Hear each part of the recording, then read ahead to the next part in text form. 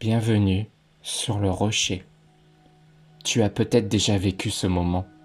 Tu pries sincèrement, avec foi, avec espoir. Tu prends le temps, tu choisis tes mots, tu y mets ton cœur et tu attends un signe, une réponse, un changement. Mais rien ne se passe. Le silence. Et avec ce silence, une question difficile surgit. Pourquoi Dieu ne répond-il pas à certaines prières? Est-ce un manque de foi, un problème dans la prière, ou une réalité plus profonde que nous ne comprenons pas toujours? Dans cette vidéo, nous allons explorer cette question avec honnêteté, sans simplifier, sans juger, mais en cherchant à comprendre. C'est parti. Dans l'Évangile selon Matthieu chapitre 7 au verset 7, Jésus dit « Demandez et l'on vous donnera, cherchez et vous trouverez, frappez et l'on vous ouvrira. » Cette parole est pleine d'espérance, elle encourage à prier, à demander, à persévérer.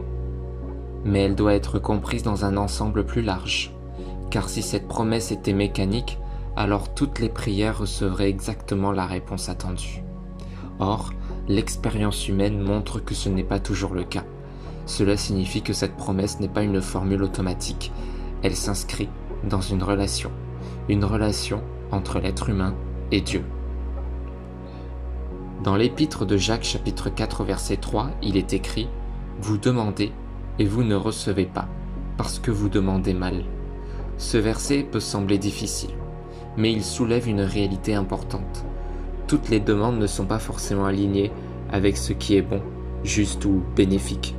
Parfois, une prière peut être influencée par le désir immédiat, l'émotion du moment, une vision limitée de la situation.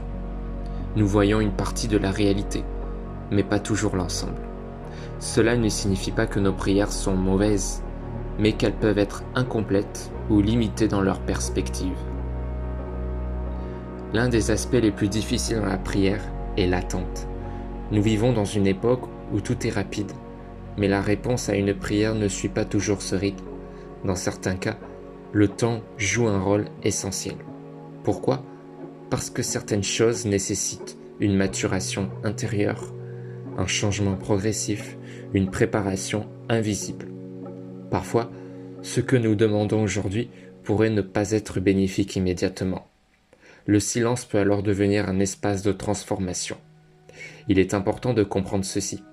Le silence n'est pas toujours un refus. Il peut être un délai. Souvent, nous attendons une réponse précise, mais la réponse peut prendre une autre forme. Par exemple, une situation qui évolue différemment, une opportunité inattendue, une porte qui se ferme pour en ouvrir une autre, ou même une paix intérieure face à une difficulté. La réponse à une prière n'est pas toujours visible immédiatement, et elle n'est pas toujours reconnaissable au premier regard. Certaines personnes résument cela de manière simple. Dieu peut répondre de 3 façons. Oui, non, pas maintenant. Mais parfois, il répond aussi d'une manière que nous n'avions pas envisagée. Il est essentiel de comprendre une chose profonde. La prière n'est pas seulement une liste de demandes, c'est une relation. Une relation implique du temps, de l'écoute, de la confiance. Dans une relation, tout n'est pas toujours immédiat. Tout n'est pas toujours expliqué, mais quelque chose se construit. Même lorsque la réponse n'est pas visible, la prière peut produire un apaisement intérieur, une clarté nouvelle, une force pour continuer, une transformation progressive. Il faut aussi reconnaître une réalité. Le silence de Dieu peut être difficile, parfois même douloureux. Certaines prières concernent la souffrance, la maladie, des situations injustes ou des épreuves profondes. Dans ces moments, l'absence de réponse visible peut être troublante. Et il est normal de se poser des questions. La Bible elle-même contient des passages où des personnes expriment leur incompréhension. Cela montre que ces questions font partie de l'expérience humaine. Avec le temps, certaines personnes réalisent quelque chose.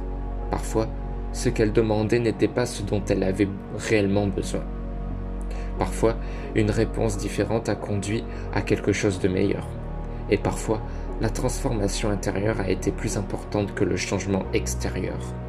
Cela ne rend pas l'attente facile, mais cela peut donner un sens différent à certaines situations. Pourquoi Dieu ne répond-il pas à toutes les prières? Il n'y a pas une seule réponse simple, mais plusieurs éléments peuvent être considérés.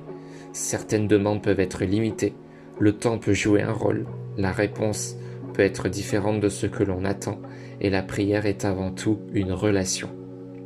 Le silence ne signifie pas toujours l'absence, il peut parfois cacher une réponse en préparation.